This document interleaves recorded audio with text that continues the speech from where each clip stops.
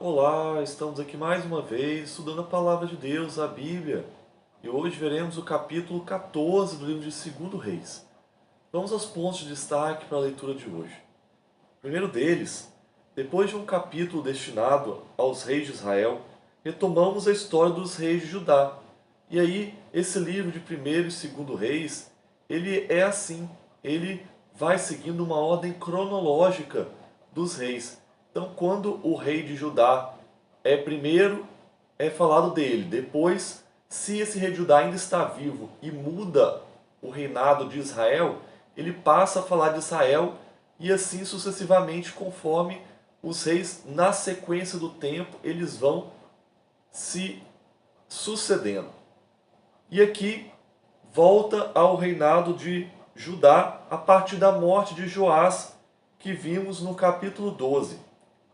Essa morte foi por conta de uma conspiração de dois dos seus servos. Mas, diferentemente do reino de Israel, quando aconteciam essas conspirações que começavam uma nova dinastia, aqui em Judá não. Joás morreu, mas o seu filho reinou em seu lugar. E Amazias, filho de Joás, quando assumiu o trono, se consolidou, ele buscou matar os dois servos que haviam conspirado contra o seu pai. Só que ao fazer isso, ele obedeceu à lei do Senhor, que dizia que os filhos não deveriam pagar pelos pecados dos seus pais, então ele também não matou os filhos, somente aqueles que realmente conspiraram contra o rei. No segundo ponto, nós vemos que depois de uma vitória contra os edomitas, o rei Amazias desafiou o rei de Israel para uma batalha. E esse rei de Israel, Jeoás, ele tentou demover Amazias dessa ideia, porque ele não via sentido nenhum em fazer isso. Ele conta até uma parábola ali de duas aves, um espinheiro contra o cedro. Mas nada deu certo, Amazias insistiu. Então Jeoás falou, então vamos. E eles batalharam um contra o outro, e o exército de Judá foi derrotado, fugiram diante do exército de Israel, e o rei Amazias ele foi preso na cidade de Bet-Semes, onde estava acontecendo a batalha. E enquanto ele estava preso ali, o rei Jeoás invadiu Jerusalém e tomou os tesouros de Judá, tanto os que estavam no palácio quanto os que estavam no templo, e também fez alguns reféns. Triste fim para uma guerra sem sentido nenhum, somente pelo orgulho, pelo desejo de ver quem era o melhor.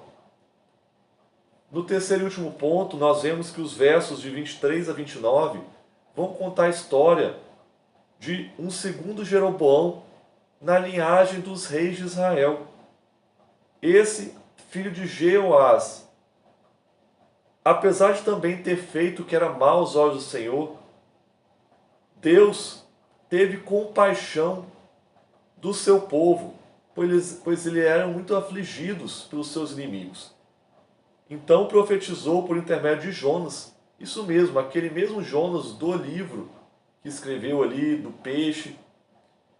Jonas profetizou que Israel teria algumas vitórias sobre os seus inimigos e recuperaria os limites estabelecidos desde o início, que Israel foi perdendo ao longo do tempo. E é interessante a gente destacar o verso 27, que revela que Deus não pensara em exterminar ainda o reino de Israel, mas sugere que isso estava perto, porque o reino de Israel continuava na sua idolatria. E Deus havia dito através de Moisés em sua lei que haveriam consequências para aqueles que insistissem no caminho da desobediência. E a consequência mais grave era realmente o exílio. Deus lançar fora da terra que ele havia prometido de dar a seus filhos e os levar para uma outra terra que não era a deles, para eles viverem então servindo outros reis, outros reinos. Vamos continuar estudando a palavra de Deus para vermos o desfecho dessa história dos reis de Israel e a sequência dos reis de Judá também.